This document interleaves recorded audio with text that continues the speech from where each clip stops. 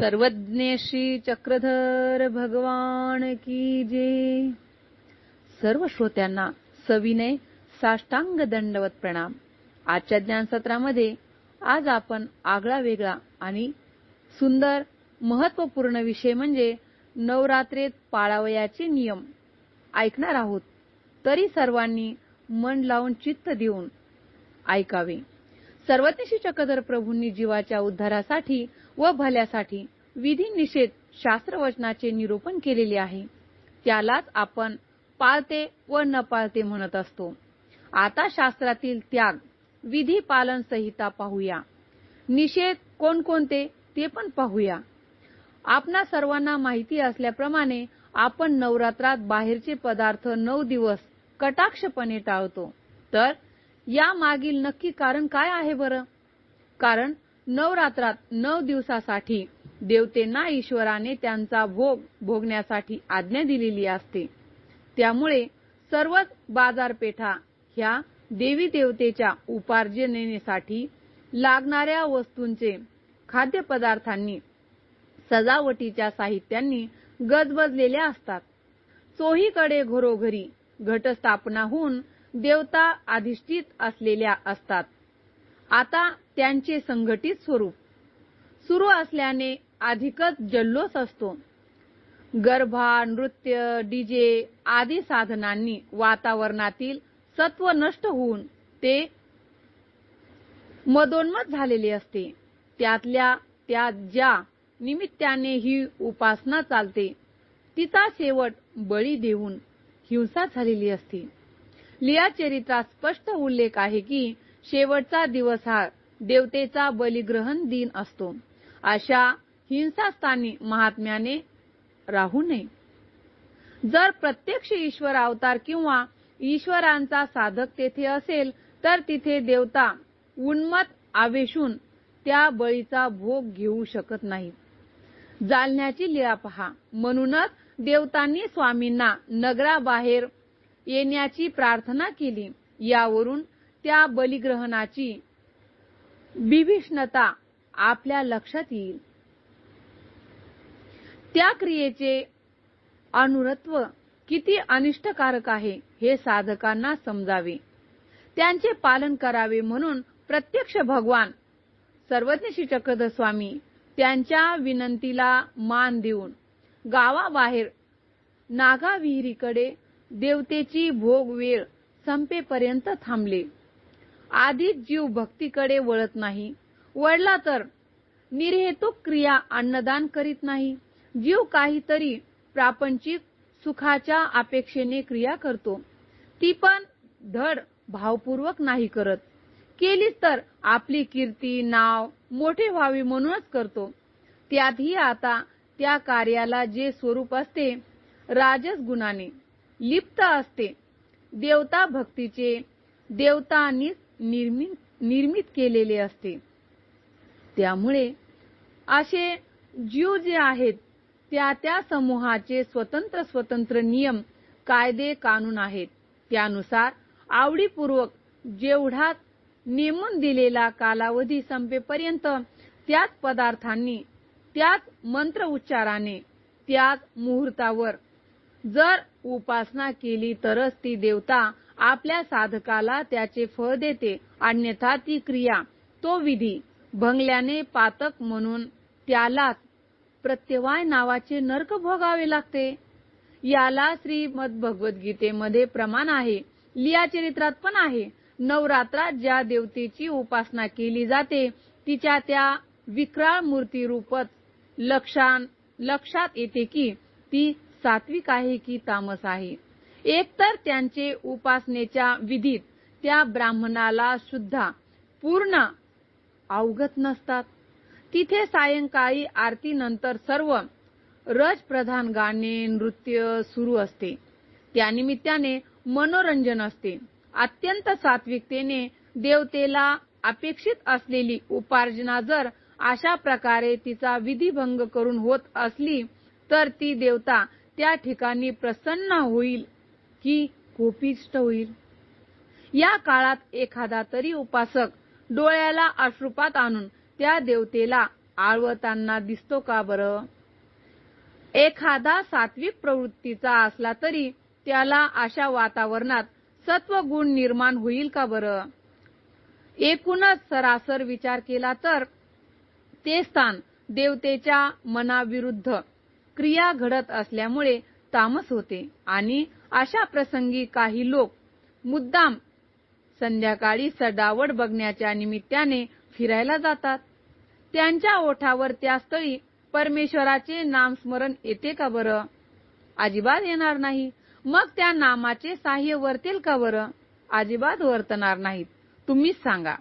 लोक तुम्हाला म्हणतात की आम्ही पोरांसाठी जातो. अरे, पण अशा ठिकाणी जर त्या राजस तामस नुसती तामस नाही तर ती देवता तिथे मिळणाऱ्या भोगाचा उपभोग घेण्यासाठी जर आसुसलेली असते तर तिथे आपल्या लेकरांना नेणे किती हिताचे आहे बरं?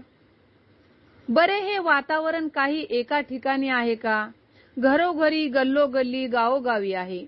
या सर्व बाबीचा विचार केला असता आपल्याला जे गुरुजनांनी काही निर्बंध घातलेले असतात ते कुणाच्या हिताचे असतात? श्री गुरुजींच्या की आपल्या परिवाराच्या? हे आपण आपल्या मनाने समजून घ्यायला पाहिजे. आपण पालन केले नाही तर एखादे संकट उभे राहते. मग साधूंना आपण पारायण करायला सांगतो. याचा दोष कोणाला लागणार? म्हणून सांगत आहे की आपल्या ह्या सर्व अनिष्टापासून जर वाचायचे असेल तर घरी काहीतरी साधना करणे क्रमप्राप्त आहे.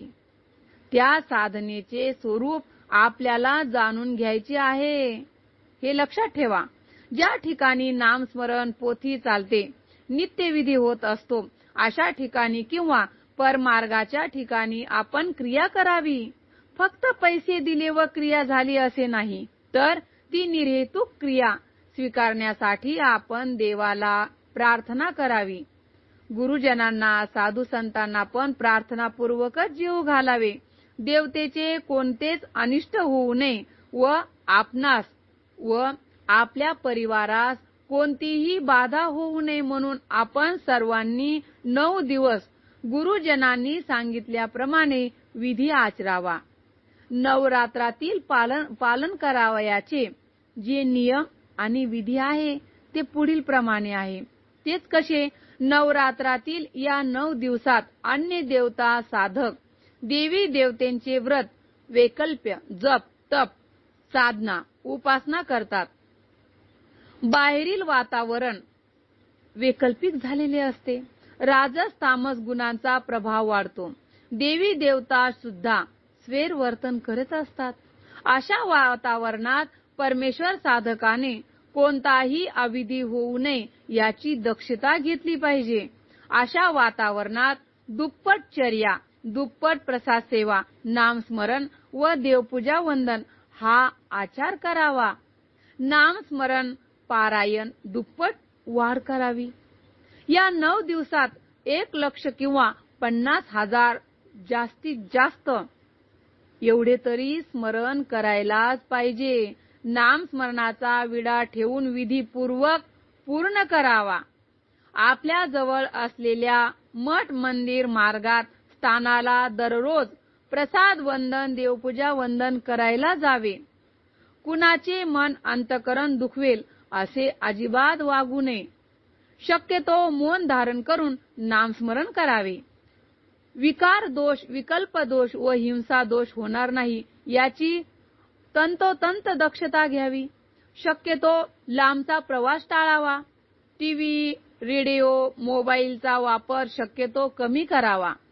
देवतांच्या मूर्ती, घट बसवलेल्या ठिकाणापासून शक्यतो लांब राहावे. त्या परिसरात जाऊ नये, जाणे टाळावे. कारण देवतेच्या ठिकाणी सुद्धा सामर्थ्य असते. ते परमेश्वर साधकाला आपल्याकडे आकर्षित, मोहित करते व कोमल परमेश्वर साधक तिकडे आकर्षल्या जाऊ शकतो. बाहेर देवता मूर्ती बसविलेल्या परिसरात थुंकी, बाथरूम करणे टाळणे अत्यंत महत्त्वाचे आहे. खाणे पिणे पण टाळावे. या 9 दिवसात बाहेरील कोणतेही खाण्याचे पदार्थ घेऊ नये. दवाखाना अर्जंट असला तरच जायला हरकत नाही, पण शक्यतो टाळणे खूप महत्त्वाचे आहे. हिंसा करणारी मनुष्य त्यांच्यापासून सुद्धा घेणे टाळावे. या 9 दिवसात चहा, दूध घेणे शक्य झाले तर वर्ज करावे. शक्य तेवढे नियम पाळतात किंवा पाळले तर चांगलेच आहे. प्रयत्न करायला काही हरकत नाही. माझा महानुभाव पंथ आहे. उद्यापासून नवरात्र सुरू होत आहे, तरी सर्व सद्भक्तांनी आपला जास्तीत जास्त वेळ नामस्मरणामध्ये व्यतीत करावा. ज्यांना शक्य असेल त्यांनी आपल्या जवळ असलेल्या मार्गामध्ये तथा स्थानांच्या ठिकाणी जावे व तिथे जाऊन नामस्मरणाबरोबर तेथील अधिकरणाच्या मार्गदर्शनाखाली ते सांगतील त्याप्रमाणे धर्मरूप सेवा दास्य करावे. असा व्यापारही करावा. तेथेही जो जो निषेध प्राप्त होईल तो निषेधही चुकून पूर्वोत्तर क्षण दुर्लभ अशाप्रमाणे बनून राहावे. व ज्यांना ज्यांना कौटुंबिक, शारीरिक अनाधिकार या किंवा काही अन्य कारणामुळे परमार्गामध्ये तथा स्थानाच्या ठिकाणी जायला जमत नाही, त्यांनी आपल्या स्वस्थळीच कोणतेही विघ्न न येता नामस्मरण सिद्धीत जाण्यासाठी परमेश्वर संबंधित विशेष देवपूजेजवळ निर्हेतुक नामस्मरण निमित्त विधी असा विडा ठेवून समर्पित करून आपला सर्व वेळ नामस्मरण, शास्त्र वाचन, चरित्र वाचन यामध्ये व्यतीत करावा. वाचन जास्तीत जास्त करावे. नामस्मरण तंतोतंत एकदम एकही क्षण वाया न घालता करावे. आणि सर्वात महत्त्वाचे म्हणजे या वेगळे जे साधनवंत असतील त्यांना नोकरीनिमित्त व काही अत्यावश्यक कामामुळे नित्यदिनी बाहेर जावे लागते, त्या साधनवंतांनी देवता अधिष्ठित ठिकाणी जाऊ नये. आपण श्रेष्ठ अशा परमेश्वराचे साधक आहे असा अंतःकरण अभिमान बाळगून कोण्याही व्यक्तीची, पात्राची, देवता प्रतिमेची अवहेलना करू नये. आपल्या स्वभावाला नियम घालून बाहेरील कोणतेही पदार्थ खाऊ नये. तसेच घरी आणूनही खाऊ नये. वाचेने नाम सतत उच्चारत असावे.